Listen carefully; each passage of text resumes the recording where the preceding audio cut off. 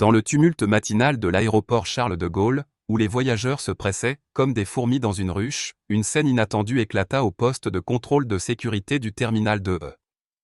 Sophie Dubois, une femme noire de 54 ans, avançait avec une assurance tranquille, traînant derrière elle une petite valise à roulettes usée par le temps.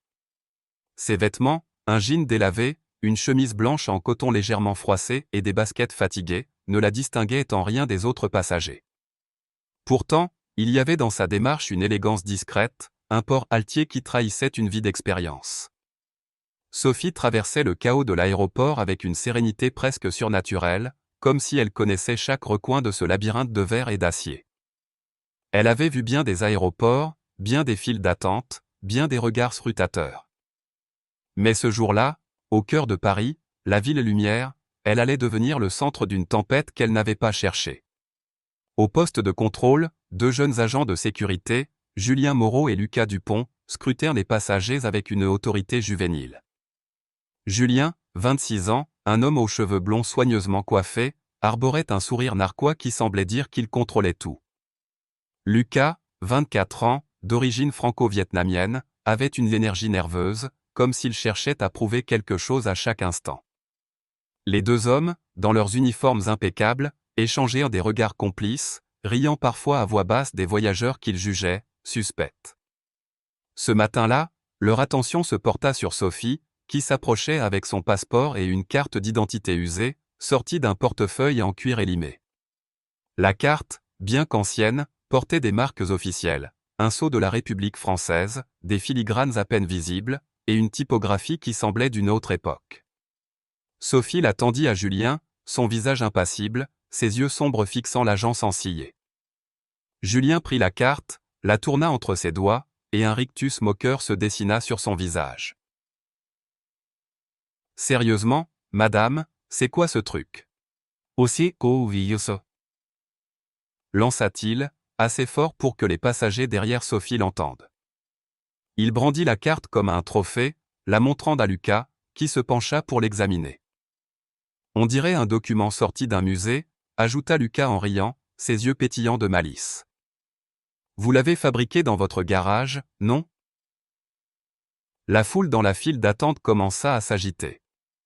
Certains voyageurs, pressés d'attraper leur vol, jetèrent des regards agacés, tandis que d'autres, amusés par le spectacle, sortirent leur téléphone pour filmer. Sophie, elle, restait immobile, ses mains relâchées le long de son corps, sa respiration régulière. Elle avait déjà affronté ce genre de mépris, ces regards qui la réduisaient à une caricature avant même qu'elle n'ouvre la bouche. C'est un document officiel, délivré par le gouvernement, répondit-elle calmement, sa voix douce mais ferme, teintée d'un accent parisien raffiné. Julien éclata de rire, un rire bruyant qui attira l'attention d'autres agents à proximité. Le gouvernement ? Vraiment ? Et moi, je suis le ministre de l'Intérieur. Lança-t-il, provoquant des rires étouffés parmi les passagers. Lucas, encouragé par l'ambiance, ajouta. Regardez, tout le monde, cette dame pense qu'elle peut passer avec un bout de papier trouvé dans une brocante. Il agita la carte sous le nez de Sophie, comme s'il jouait une comédie pour un public invisible. Parmi les spectateurs, Claire Beaumont, une journaliste freelance d'une trentaine d'années, observait la scène avec un mélange de curiosité et de malaise. Elle avait prévu de prendre un vol pour Londres pour couvrir un événement culturel, mais ce qu'elle voyait là, au poste de contrôle, lui semblait bien plus intéressant. Elle griffonna quelques notes sur son carnet, son instinct de reporter flairant une histoire. À côté d'elle, un jeune garçon d'environ 10 ans, Antoine, tenait la main de sa mère, Élodie, une enseignante au regard fatigué. Antoine fixait Sophie avec admiration, fasciné par sa dignité face aux moqueries. « Pourquoi il se moque d'elle, maman ?» chuchota-t-il. Élodie haussa les épaules, gênée, et murmura. « Chut. Il ne devrait pas, mon chéri. » Ce que Julien et Lucas ignoraient, c'était que la carte qu'ils tenaient entre leurs mains n'était pas un simple document. Elle contenait des autorisations de sécurité si sensibles qu'un simple scan pouvait déclencher des protocoles capables de paralyser tout l'aéroport Charles de Gaulle. Sophie, toujours calme, croisa les bras et dit « Scannez-la, vous verrez. » Sa voix n'avait rien d'arrogant, mais elle portait une assurance qui déstabilisa un instant Julien. Il échangea un regard avec Lucas, qui haussa les épaules, amusé. « Oh, on va scanner ce chef-d'œuvre, ne vous inquiétez pas, » répondit Julien, son ton dégoulinant de sarcasme. Il s'approcha du scanner, tenant la carte bien en vue pour que tout le monde puisse voir son geste. « Regardez bien, tout le monde, le système va rejeter ce faux en 2 secondes. » Lança-t-il à la foule, qui s'était désormais élargie, formant un demi-cercle autour du poste de contrôle. Claire, toujours en train de prendre des notes, murmura pour elle-même. Ça sent le scoop, ou le scandale. Antoine, lui, serrait la main de sa mère, espérant secrètement que la mystérieuse dame allait prouver qu'elle avait raison. Julien glissa la carte dans le scanner avec une lenteur théâtrale, s'assurant que chaque passager puisse voir son petit spectacle. Lucas se tenait à côté de lui, un sourire en coin, prêt à éclater de rire lorsque le système rejetterait le document. Mais lorsque le scanner émit un bip, ce n'était pas le son habituel, aigu et rapide, auquel ils étaient habitués. C'était un son grave, presque menaçant, suivi d'un second bip, encore plus profond. L'écran du scanner resta noir pendant 3 longues secondes, ne montrant qu'un petit cercle de chargement tournant au centre. Julien fronça les sourcils, son assurance vacillant. « C'est quoi ce bordel ?» marmonna-t-il, tapotant sur les boutons du scanner. Rien ne se passa. Lucas, soudain moins confiant, se pencha vers l'écran. « Ça ne fait jamais ça, normalement, » dit-il, sa voix teintée d'inquiétude. La foule, sentant que quelque chose d'inhabituel se produisait, se tut peu à peu. Claire, son stylo en suspens, observait l'écran avec une intensité croissante. Antoine, lui, murmura à sa mère, « Je te parie qu'elle est une espionne, comme dans les films. » Élodie lui fit signe de se taire, mais elle aussi commençait à se demander qui était cette femme. Sophie, au centre de l'attention, n'avait pas bougé d'un pouce. Son visage restait impassible, mais un léger sourire, presque imperceptible, dansait au coin de ses lèvres. Elle savait exactement ce qui allait se passer. Le scanner, après un silence oppressant, s'anima soudain. Un bouclier doré, orné d'un aigle et entouré d'étoiles, apparut à l'écran, accompagné d'un texte qui défilait trop vite pour être lu. Des lumières rouges, invisibles aux passagers mais bien connues des agents de sécurité, se mirent à clignoter sur tous les postes de contrôle de l'aéroport. Julien recula d'un pas, comme si la machine allait exploser. « C'est quoi ce truc ? » « Oh » s'exclama-t-il, sa voix montant dans les aigus. Lucas, paniqué, commença à appuyer frénétiquement sur tous les boutons qu'il pouvait trouver, espérant faire disparaître cet écran étrange. Mais le scanner semblait avoir une vie propre, refusant d'obéir à leurs commandes. La foule, désormais silencieuse, observait avec un mélange de curiosité et d'appréhension. Claire, sentant l'importance du moment, sortit discrètement son téléphone pour filmer. Antoine, les yeux écarquillés, murmura. « Je le savais. » À quelques mètres de là, une femme d'une 50aine d'années, Isabelle Lefebvre, superviseur expérimenté de la sécurité aéroportuaire, observait la scène depuis son poste. Ses cheveux poivre et sel et son regard perçant trahissaient ses 15 années d'expérience. Elle fronça les sourcils, sentant que l'incident prenait une tournure grave. Elle s'approcha lentement, sa radio crépitant de messages urgents. « Code 7 Alpha, terminal 2CE », annonça une voix dans la radio. Isabelle s'arrêta net, son visage blêmissant. Un code 7 Alpha ? Elle n'avait jamais entendu ce code auparavant, mais elle savait qu'il signifiait quelque chose de sérieux. Elle jeta un regard à Sophie, qui se tenait toujours immobile, comme une statue au milieu du chaos. Les autres agents de sécurité, alertés par les lumières rouges, convergeaient vers le poste de contrôle. Des officiers de la police aéroportuaire, en uniforme sombre, commençaient à se diriger vers eux, leurs visages tendus. Julien, désormais en sueur, frappa le scanner de sa main. « Allez, rejette ce truc !» grogna-t-il, mais la machine ne répondait pas. Lucas, les yeux fixés sur l'écran, murmura. On a peut-être fait une connerie. Sophie, toujours calme, croisa son regard. Vous ne pouvez pas l'éteindre, dit-elle doucement, sa voix portant une autorité tranquille. Il fonctionne tout seul maintenant. Ces mots, prononcés sans colère ni malice, firent frissonner Julien. Il réalisa, trop tard, qu'il avait sous-estimé cette femme. Claire, qui filmait discrètement, zooma sur le visage de Sophie, capturant son calme surnaturel. Antoine, serrant toujours la main de sa mère, murmura avec excitation, « Elle est trop cool ». Élodie, troublée, se demanda si elle devrait éloigner son fils de cette scène, mais elle était elle-même captivée. Soudain, des portiques métalliques commencèrent à descendre automatiquement du plafond, bloquant certaines sections du terminal. Une voix informatisée retentit dans les haut-parleurs. Protocole de sécurité fédéraux activé. Veuillez rester calmes et suivre les instructions du personnel. La foule s'agita, certains passagers vérifiant leur montre, d'autres commençant à poser des questions à voix haute. « Que se passe-t-il » cria un homme en costume, son attaché-case à la main. « C'est une alerte terroriste » demanda une femme tenant un bébé. Les agents de sécurité, dépassés, n'avaient aucune réponse. Isabelle s'approcha du scanner, son regard passant de l'écran à Sophie. « Qui êtes-vous » demanda-t-elle, plus à elle-même qu'à Sophie. Cette dernière ne répondit pas, mais son silence était plus éloquent que n'importe quelle parole. Julien et Lucas, désormais en proie à une panique croissante, regardaient l'écran, où le bouclier doré clignotait comme un avertissement. Des agents en uniformes différents, portant des badges que Julien ne reconnaissait pas, apparurent au loin, se dirigeant rapidement vers le poste de contrôle. Claire, sentant que l'histoire prenait une ampleur nationale, rangea son carnet et commença à taper un message à son rédacteur en chef. Antoine, toujours fasciné, murmura.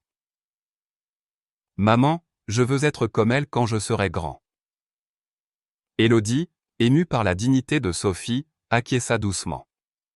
Sophie, au centre de ce chaos, restait une île de calme, attendant patiemment que la vérité éclate. Elle savait que ce n'était qu'une question de temps avant que le monde autour d'elle ne comprenne qui elle était vraiment. L'écran du scanner, figé sur l'image d'un bouclier doré entouré d'étoiles, semblait pulser comme un cœur battant dans le silence oppressant du poste de contrôle de l'aéroport Charles de Gaulle. Les lumières rouges clignotaient au toujours, et une tension palpable s'était emparée du terminal 2E. Julien Moreau, l'agent de sécurité blond qui, quelques minutes plus tôt, agitait la carte d'identité de Sophie Dubois comme un jouet, fixait maintenant l'écran avec des yeux écarquillés, sa confiance envolée. À ses côtés, Lucas Dupont, le jeune agent franco-vietnamien, triturait nerveusement les boutons du scanner, espérant en vain que la machine revienne à la normale. « Ça ne s'éteint pas, Julien » murmura-t-il, sa voix tremblante, tandis que la foule des passagers, de plus en plus agités, murmurait et filmait la scène avec leur téléphone. Sophie, au centre de ce tumulte, restait immobile, son regard calme scrutant les deux jeunes hommes qui l'avaient humiliée. Un sourire discret, presque imperceptible, flottait sur ses lèvres, comme si elle savait exactement ce qui allait suivre. Isabelle Lefebvre, la superviseure expérimentée, s'approcha du scanner avec une prudence mesurée. Ses 15 années d'expérience dans la sécurité aéroportuaire ne l'avaient pas préparée à un tel événement. Elle examina l'écran, où le bouclier doré continuait de clignoter, accompagné d'un texte codé qui défilait à une vitesse impossible à déchiffrer. « Qu'est-ce que vous avez fait » demanda-t-elle à Julien, son ton oscillant entre la colère et l'inquiétude. Julien, le visage blême, bégaya. « J'ai juste scanné sa carte, comme elle leur demandait. » Lucas, toujours penché sur la machine, ajouta d'une voix faible. « On pensait que c'était un faux. » Isabelle jeta un regard à Sophie, qui se tenait droite, les mains relâchées le long de son corps, comme une statue de marbre au milieu d'une tempête. Quelque chose dans la posture de Sophie, son calme absolu, son absence totale de peur, fit frissonner Isabelle. Elle comprit instinctivement que cette femme n'était pas une voyageuse ordinaire. Dans la foule, Claire Beaumont, la journaliste freelance, griffonnait frénétiquement sur son carnet, son instinct de reporter en alerte. Elle avait déjà envoyé un message à son rédacteur en chef, décrivant l'incident comme « potentiellement explosif ». Elle observait Sophie avec une fascination croissante, notant la dignité avec laquelle elle affrontait le chaos. À côté d'elle, le jeune Antoine, toujours accroché à la main de sa mère Élodie, ne pouvait détacher ses yeux de Sophie.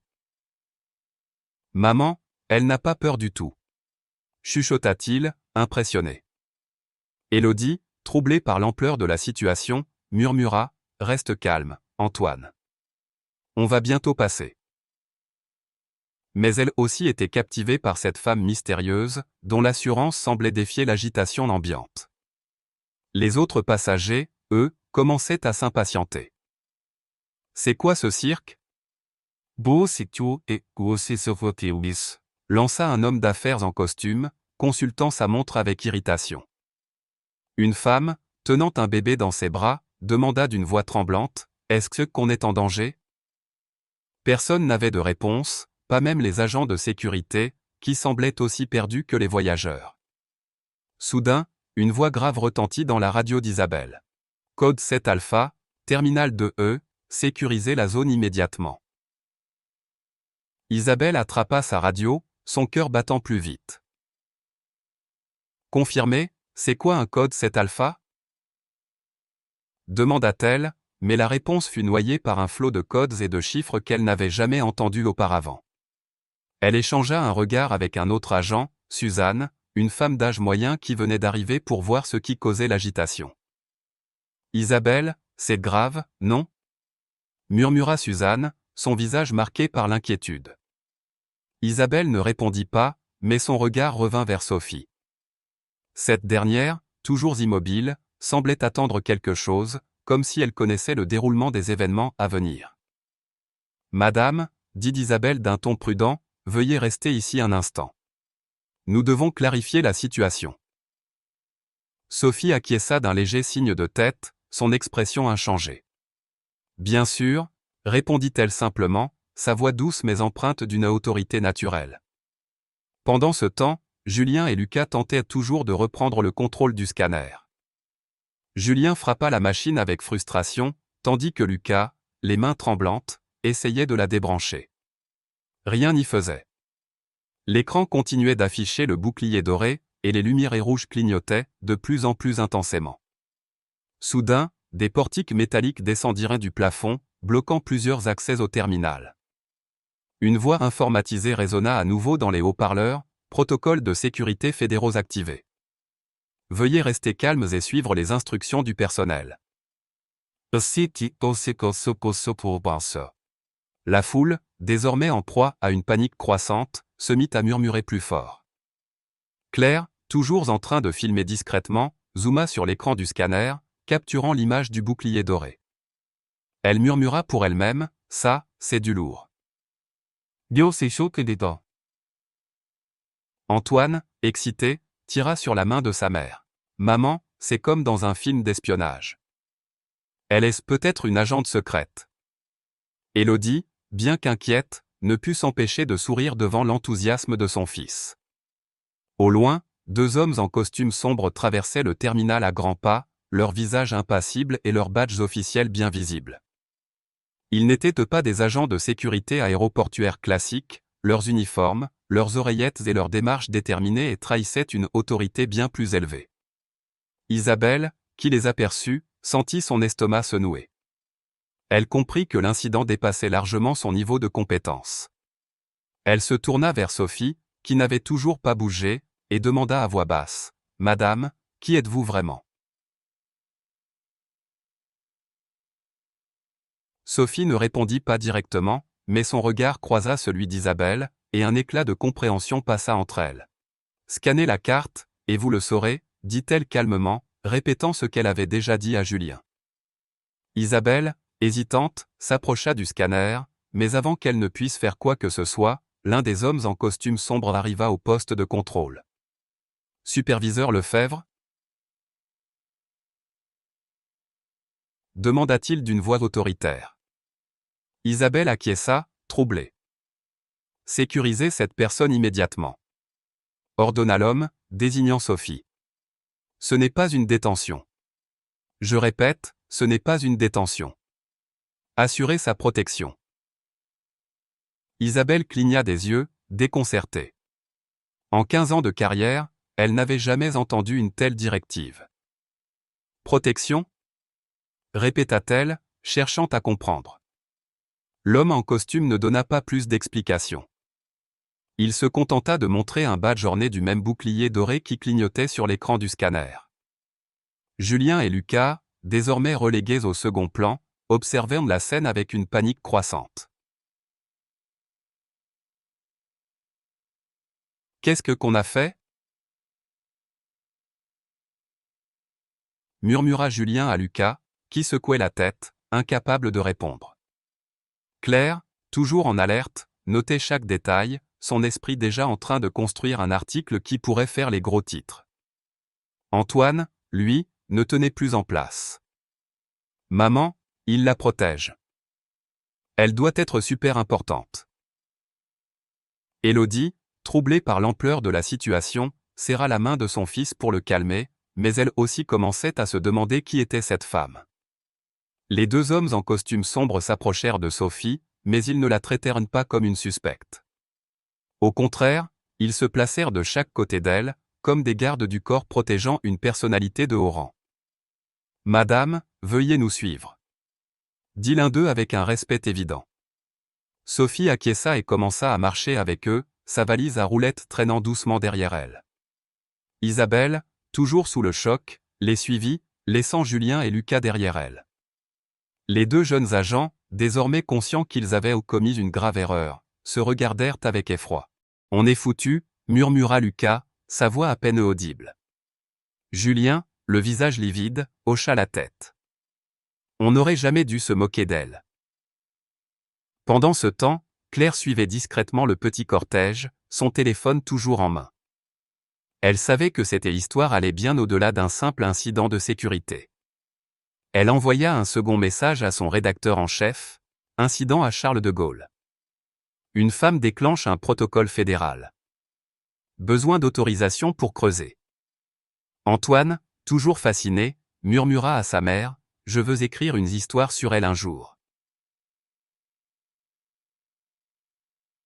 Élodie, émue par la passion de son fils, lui répondit doucement. « Peut-être que tu le feras, mon chéri. » La foule, désormais dispersée par les agents de sécurité, continuait de murmurer, certains passagers partageant déjà des vidéos sur les réseaux sociaux. L'aéroport tout entier semblait vibrer d'une énergie nouvelle, comme si un secret longtemps enfoui venait d'être révélé. Sophie fut conduite à travers des couloirs réservés, loin des regards indiscrets des passagers. Ces passages, rarement vus par le public, étaient réservés au personnel de sécurité et aux officiels de haut rang. Elle marchait avec la même assurance tranquille, comme si elle avait déjà emprunté ces couloirs des centaines de fois.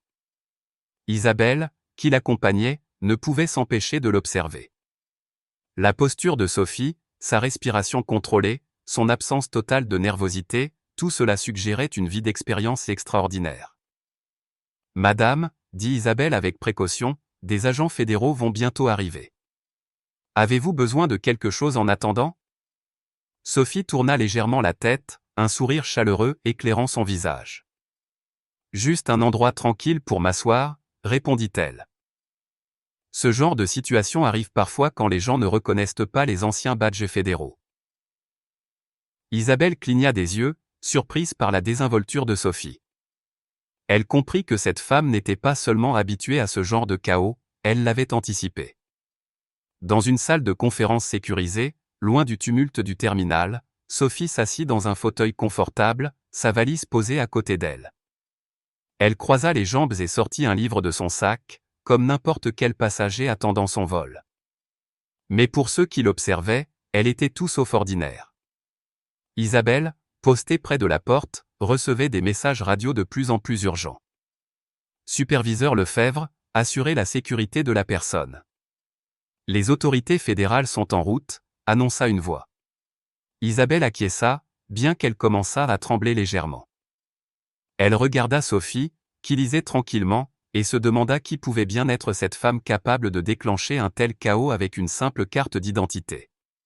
De retour au poste de contrôle, Julien et Lucas étaient désormais entourés d'autres agents, qui murmuraient à voix basse sur l'incident. La rumeur se répandait rapidement, une femme mystérieuse avait paralysé l'aéroport avec un document inconnu. Claire, toujours à l'affût, interviewa discrètement un passager qui avait filmé la scène.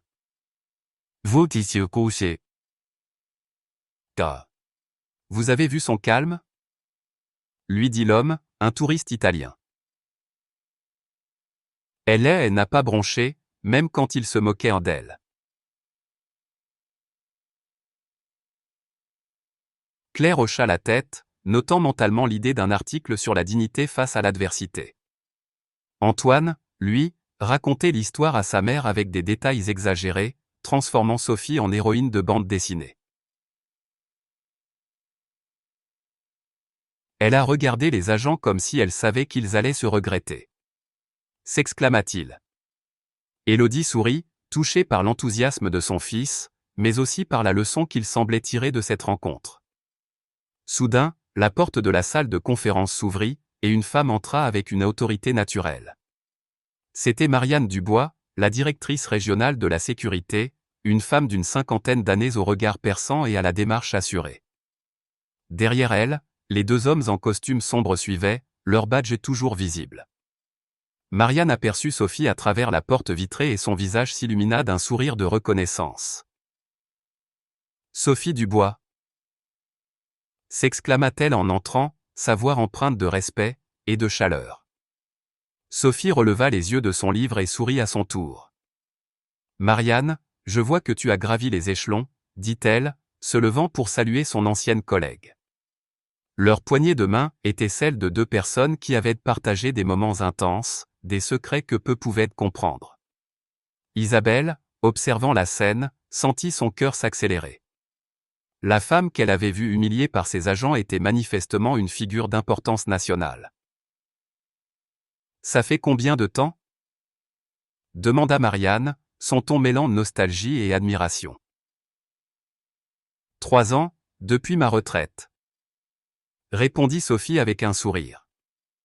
J'essaie de rester discrète, mais parfois, les gens rendent ça difficile.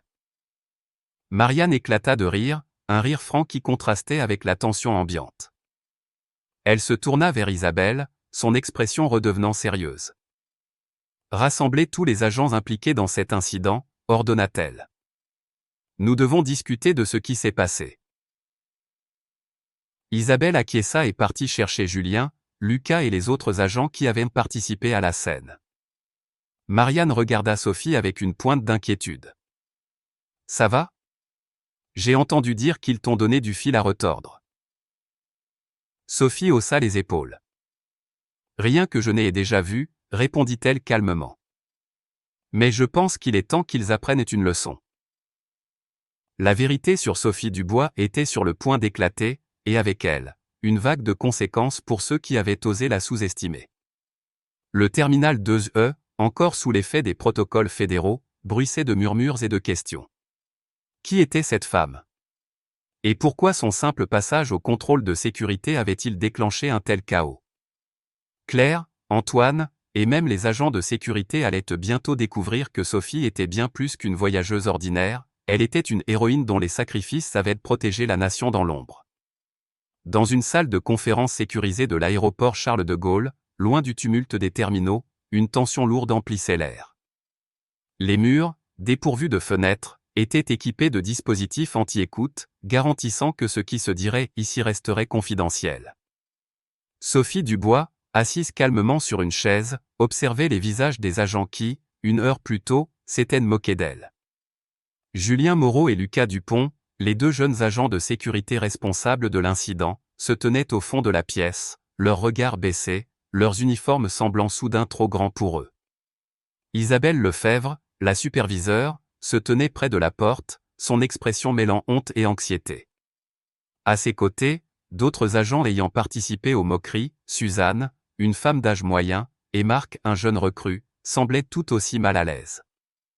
Marianne Dubois, la directrice régionale de la sécurité, dominait la pièce avec une autorité naturelle, flanquée de 2 agents fédéraux en costume sombre.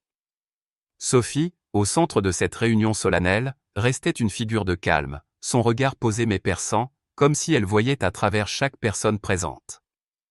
Marianne s'avança, sa voix claire et tranchante brisant le silence. « Je vais vous dire exactement à qui vous avez eu affaire aujourd'hui, commença-t-elle, son ton chargé d'une gravité qui fit frissonner l'Assemblée. Sophie Dubois a servi la République française pendant 25 ans dans des opérations si secrètes que la plupart d'entre elles ne figureront jamais dans un quelconque registre public. De 1945 à 2010, elle a fait partie de l'opération Ombre Noire, une mission d'élite réservée à seulement 8 personnes dans tout le pays, avec une habilitation ultra-delta. La salle devint silencieuse, un silence si profond qu'on pouvait entendre le souffle irrégulier de Julien. Lucas, lui, semblait sur le point de s'effondrer, son visage pâle reflétant une prise de conscience brutale. Marianne poursuivit, implacable. Ces missions ont sauvé des milliers de vies, françaises et internationales, dans des opérations de lutte contre le terrorisme, de renseignement et d'intervention spéciale dont je ne peux même pas vous révéler les détails. Ce que je peux vous dire, c'est que la sécurité dont vous jouissez aujourd'hui, ici, dans cet aéroport, existe en partie grâce à ces sacrifices. Julien leva une main tremblante, sa voix à peine audible. Nous ne savions pas. Madame. Marianne le foudroya du regard. Bien sûr que vous ne saviez pas. C'était l'objectif. Les personnes comme Sophie travaillent dans l'ombre pour que des gens comme vous puissent vivre sans crainte. Mais cela n'excuse pas votre comportement. Traiter quelqu'un avec mépris à cause de son apparence, de son âge ou de la simplicité de ses vêtements est une faute grave, une atteinte aux valeurs de la République. Sophie, qui avait écouté en silence, prit enfin la parole, sa voix douce mais empreinte d'une force tranquille. Les missions les plus dangereuses n'étaient pas les plus difficiles, dit-elle, ses yeux passant lentement sur chaque visage. Le plus dur, c'était de rentrer dans un pays où l'on me regardait comme une étrangère, comme quelqu'un qui n'avait pas sa place, alors que j'avais risqué ma vie pour protéger ce même pays. Ces mots, prononcés sans colère, pesèrent comme une sentence sur l'Assemblée. Julien baissa les yeux, incapable de soutenir son regard. Lucas, lui, semblait au bord des larmes. À l'extérieur de la salle, l'aéroport Charles de Gaulle bruissait encore des échos de l'incident. Claire Beaumont, la journaliste freelance, était assise dans un café du terminal, tapant frénétiquement sur son ordinateur portable. Elle avait décidé d'écrire un article sur Sophie, non pas pour révéler son identité, elle comprenait que cela pourrait être confidentiel, mais pour mettre en lumière la dignité et la force dont elle avait fait preuve face à l'adversité. Une héroïne méconnue au cœur de Paris, murmura-t-elle en rédigeant son titre. Elle avait déjà contacté un passager qui avait filmé la scène, obtenant une copie de la vidéo pour étayer son article. Pendant ce temps, Antoine, le jeune garçon qui avait observé Sophie avec admiration, racontait l'histoire à sa mère, Élodie, avec une passion débordante. « Maman, elle était tellement calme. Comme une super-héroïne. Je veux être comme elle, protéger les gens et ne jamais avoir peur. » Élodie, émue par l'enthousiasme de son fils, lui répondit doucement. « Alors, commence par respecter tout le monde, Antoine. C'est ce qu'elle nous a appris aujourd'hui. » Dans la salle de conférence, Marianne se tourna vers Julien et Lucas, son expression inflexible. « Vous êtes suspendus immédiatement, sans salaire, annonça-t-elle. Vous ferez l'objet d'une enquête disciplinaire approfondie, assortie d'une formation obligatoire sur la sensibilité culturelle et les protocoles fédéraux. Votre comportement a non seulement manqué de respect à une héroïne nationale, mais il a également violé les politiques d'égalité et de non-discrimination de cet aéroport. Cela sera consigné dans vos dossiers permanents. » Julien, livide, tenta de parler. « Madame, est-ce qu'on peut s'excuser? Faire quelque chose pour réparer ça ?» Marianne regarda Sophie, qui observait les deux jeunes hommes avec une patience infinie. Sophie se leva lentement, sa présence imposante malgré sa simplicité. Les excuses ne suffisent pas, dit-elle. La meilleure façon de réparer, c'est de changer. Traitez la prochaine personne que vous rencontrez, celle qui ne correspond pas à vos attentes, avec respect dès le départ. Parce que les héros, les vrais, ne portent pas toujours des médailles. Ils peuvent être de toutes les couleurs, de tous les âges, de toutes les apparences. Lucas, les yeux embués, hocha la tête. Nous le ferons, je vous le promets, murmura-t-il. Sophie esquissa un sourire. Je l'espère. Parce qu'on ne sait jamais à qui on a affaire. Marianne ajouta, d'un ton ferme, cet incident sera intégré à la formation obligatoire de tous les employés de la sécurité aéroportuaire à travers le pays. Il servira d'exemple pour éviter que d'autres ne commettent la même erreur. Isabelle, qui avait tenté d'intervenir tardivement, reçut un avertissement officiel mais conserva son poste, grâce à ses années de service et à sa tentative de protéger Sophie une fois la vérité révélée. Les autres agents, Suzanne et Marc, furent réaffectés à des postes sans contact avec le public, jusqu'à ce qu'ils prouvent avoir appris à traiter chaque passager avec dignité. Plus tard, dans un bureau privé de l'aéroport, Sophie et Marianne étaient assises autour d'un café, partageant un moment de complicité. Les formalités étaient terminées, et elles pouvaient désormais parler comme d'anciennes collègues, presque comme des amies. Tu étais ma supérieure en Afrique de l'Ouest, de 1995 à 1998, dit Marianne avec un sourire nostalgique. Tu m'as appris que la vraie force, c'est de garder son calme, même quand tout s'écroule autour de soi. Sophie rit doucement. Et toi, tu étais une des meilleures. Je savais que tu finirais par diriger des opérations comme celle-ci. L'expression de Marianne devint plus sérieuse.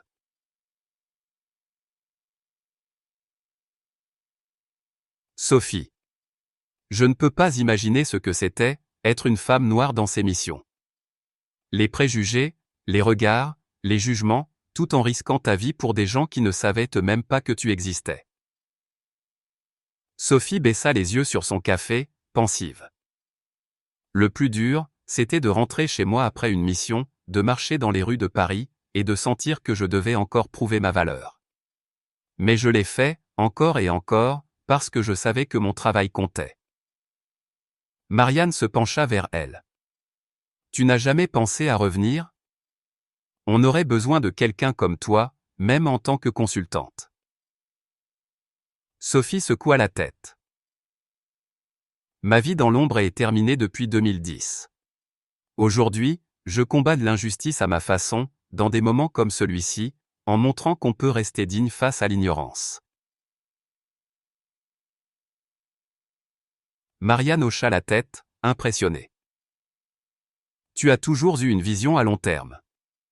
Ce que tu as fait d'aujourd'hui, en restant calme, va changer des choses. Pas seulement pour Julien et Lucas, mais pour tout le système.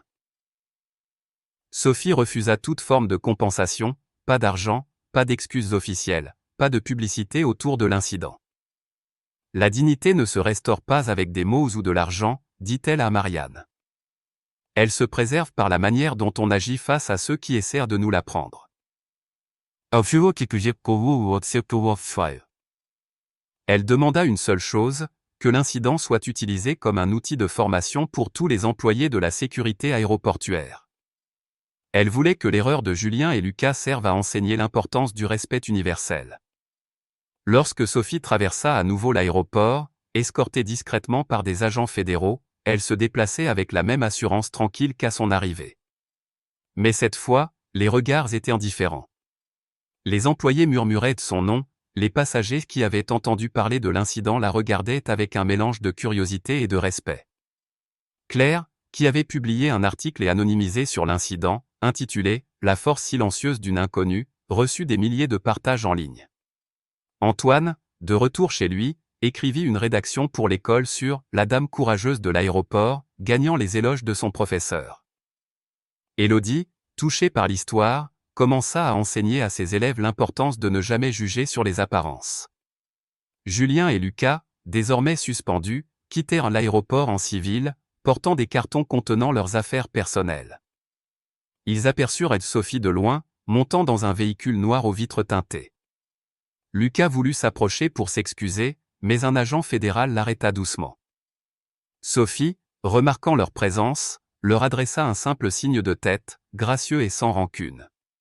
« Elle ne nous déteste même pas », murmura Lucas à Julien, troublé. « C'est pire, dis-la », répondit Julien. « Elle agit comme si nous méritions son pardon, malgré tout ce qu'on a fait. » L'aéroport Charles de Gaulle instaura le protocole du bois, une formation obligatoire sur la diversité, le respect et la reconnaissance des héros anonymes. Julien, après des mois de formation sur les préjugés inconscients, trouva un emploi dans le secteur privé et devint un fervent défenseur de l'égalité. Lucas, inspiré par Sophie, se reconvertit dans l'aide aux anciens combattants, travaillant à leur offrir la reconnaissance qu'ils méritaient.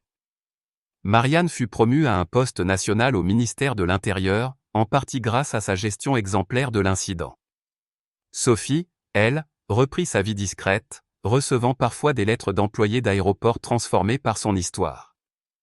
L'incident devint une légende discrète dans les cercles de la sécurité, un rappel que les véritables héros se cachent souvent sous des apparences ordinaires. Sophie avait prouvé que la dignité, face à l'ignorance, pouvait changer non seulement des individus, mais tout un système. Sa force tranquille, son refus de céder à la colère, laissèrent un héritage durable, gravé dans chaque personne qui apprit à voir au-delà des apparences. L'histoire de Sophie Dubois, une héroïne méconnue confrontée à l'ignorance et au mépris dans un aéroport parisien, résonne profondément dans le contexte de la société française, où les valeurs de respect, d'égalité et de dignité sont au cœur de l'identité républicaine. Le calme et la force de Sophie face aux moqueries des agents de sécurité révèlent une vérité universelle. La véritable grandeur d'une personne ne se mesure pas à son apparence, mais à ses actions et à sa capacité à rester fidèle à ses principes, même dans l'adversité.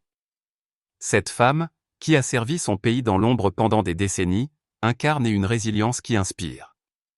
Elle ne s'est pas laissée emporter par la colère, mais a choisi la patience et la dignité, transformant une situation humiliante en une leçon puissante pour tous. Dans la vie quotidienne, cette histoire nous enseigne l'importance de ne pas juger autrui sur des critères superficiels, l'âge, l'apparence, ou les vêtements. En France, où la diversité est une richesse, il est crucial de cultiver l'ouverture d'esprit et le respect dès la première rencontre. Sophie nous rappelle que chacun porte une histoire, souvent invisible, qui mérite considération. Cette leçon peut être appliquée dans nos interactions quotidiennes, au travail, dans les transports, ou même dans les petites conversations. Traiter chaque personne avec respect, c'est honorer la possibilité qu'elle soit, comme Sophie, une héroïne discrète. De plus, l'histoire met en lumière la responsabilité individuelle. Les agents Julien et Lucas, par leur comportement, ont appris que les préjugés ont des conséquences. Pour nous, cela signifie réfléchir à nos propres biais et s'efforcer de les dépasser. En adoptant une attitude d'écoute et d'humilité, nous pouvons éviter de blesser autrui et contribuer à une société plus juste. Sophie nous montre que la dignité est un choix, une force qui transforme non seulement ceux qui la portent, mais aussi ceux qui en sont témoins. Si cette histoire vous a touché, n'oubliez pas de laisser un like pour soutenir notre contenu. Partagez cette vidéo avec vos amis pour répandre ce message de respect et d'égalité. Abonnez-vous à notre chaîne pour ne manquer aucune de nos histoires inspirantes, et laissez un commentaire ci-dessous. Qu'avez-vous appris de Sophie? Votre avis compte pour nous. Ensemble, faisons grandir cette communauté de valeurs et d'humanité.